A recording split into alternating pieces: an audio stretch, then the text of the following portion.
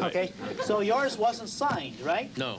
Okay, so the one we should really rely on would be this one right here. Isn't that right? Sure. Says, because that one isn't signed. Not signed. Why do you suppose Donald Regan didn't sign that one if he signed this one, and they're both supposed to have been produced April 22nd, 1982? Ran out of ink? He ran out of ink? Ran out of ink. Quite possibly. Let me submit to you that 150-10 wasn't signed by Donald Regan because Donald Regan wasn't in office when 150-10 was produced. Now, we have here a stationary date. Dave, would you tell me the stationary date down here? February 1981. February of 1981. In other words, the stationary was produced February 1981, so it was around at the time that the document was supposed to have been produced, April 22nd, 1982. Can you give me the stationary date of yours, Bill? November 1985. November of 1985.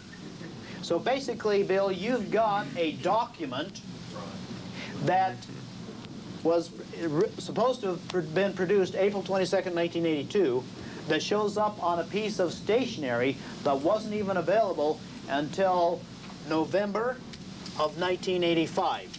According to the date on here. The reason Donald Regan did not sign that is because he was not Secretary of the Treasury in 1985. Now, the next question we have to ask is, how much authority, or what one, do they rely upon? Let me see this one. Let's see if it's the back side of this one here. Oh. Here we go. I'm going to read a statement to you from the Department of the Treasury, September 29th, 1990. This is over the signature of Robert T. Harper, Director, Office of Management Support Systems. Listen carefully. Thank you for your recent letter regarding Treasury Order 150-37. This order is now designated 150-10. The annual indexes published by the Federal Register do not indicate the publication of this order. The records maintained by the Office of Management Support Systems, which manages the Treasury Directory System, do not indicate whether this order had been filed with the Federal Register in 1982. The Department's view is that the current Treasury Order 150-10, that's the one that doesn't have a signature, that's on a piece of stationery that wasn't available until 1985, delegates responsibility and all necessary authority to the Commissioner of Internal Revenue Service to administer and enforce the revenue laws. Sections 7801 and 7802 of the Internal Revenue Code expressly provide authority for this delegation.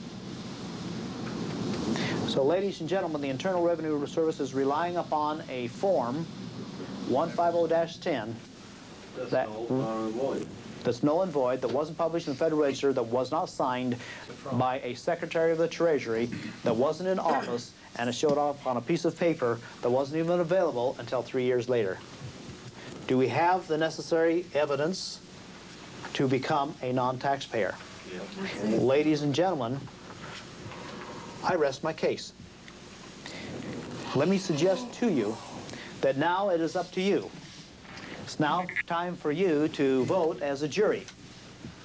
You can vote either guilty or not guilty. I have submitted to you at least 3 different ways that the Internal Revenue Service is involved with fraud. Because they are involved with fraud, you have the legitimate capability and responsibility to simply remove your signatures from everything that you have, every bit of business that you have done with the Internal Revenue Service.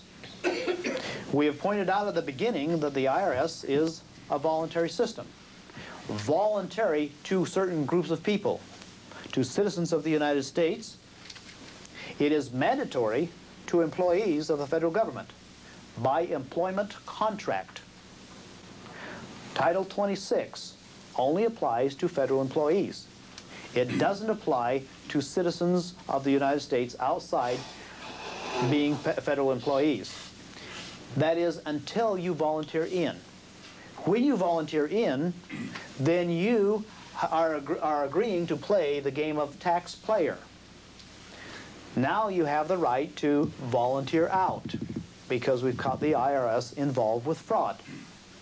You have your right now to either continue to pay or play the game of taxpayer, or to work with us and become non-taxpayers.